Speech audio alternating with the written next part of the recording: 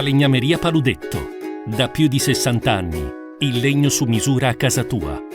Antonio Candela, allora, dopo 2 sconfitte di fila non si può parlare di crisi o di flessione, sarebbe sicuramente prematuro, però magari un piccolo campanello d'allarme c'è stato. Che cosa vi siete detti in squadra con il mister?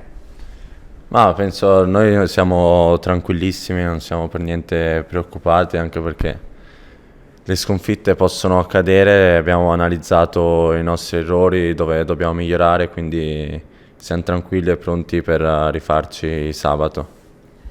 Sono state 2 partite, Cremonese prima e Ciudad Tirol poi, completamente diverse per come sono maturate le sconfitte. Dicevi che c'è da migliorare qualcosa, che cosa in particolare? Ma dobbiamo essere un po' più lucidi quando abbiamo un tipo di vantaggio come può essere l'uomo in più o il vantaggio del risultato.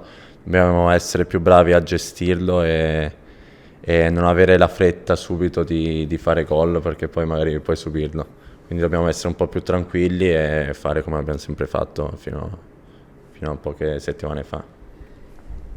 Come è stato detto in conferenza stampa, fa un po' specie il fatto che la miglior difesa del campionato, la vostra, abbia subito 3 gol in casa per giunta.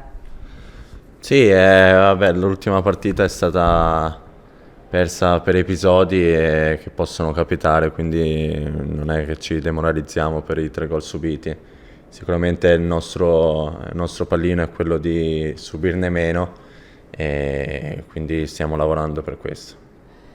Senti, per quanto riguarda la prossima avversaria, la affronterete sempre allo stadio Penzo, sarà il Lecco.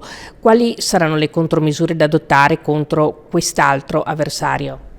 Ma sicuramente massima attenzione, perché è una squadra comunque in salute, in forma, nonostante la posizione in classifica può essere molto insidiosa, ma come ha detto lei giochiamo in casa, quindi vogliamo sicuramente rifarci, perché veniamo da 2 sconfitte e poi regalare la vittoria ai tifosi prima della sosta. Anche per poter festeggiare tutti un buon Natale, insomma. Sì, esatto, quindi vogliamo goderci i giorni di riposo al meglio anche per i tifosi e ripartire poi per un girone di ritorno che sarà molto lungo. Parlando invece degli aspetti più tecnici, diciamo così, nonostante il passo falso contro il Ciudad Tirol, siete sempre lì a giocarvela in classifica in virtù anche degli altri risultati, quindi non si può dire tutto sommato sia andata malissimo, anche se non è mai bello guardare in casa altrui.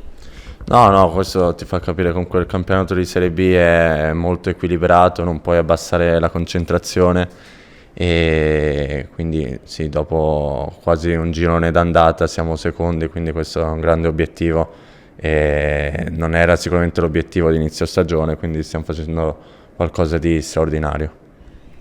Ultima cosa Antonio, per quanto riguarda il sistema di gioco proposto da mister Vanoli di quest'anno, come ti stai trovando? Ti è congeniale oppure ci sono anche altri ruoli che vorresti ricoprire? No, sicuramente dove mettere il mister va benissimo, ognuno deve dare il proprio contributo alla squadra, è un ruolo che comunque mi piace, parto un po' più da indietro a impostare, ma è un ruolo che mi piace fare. Magari sono un po' più basso rispetto all'anno scorso, ma va bene così.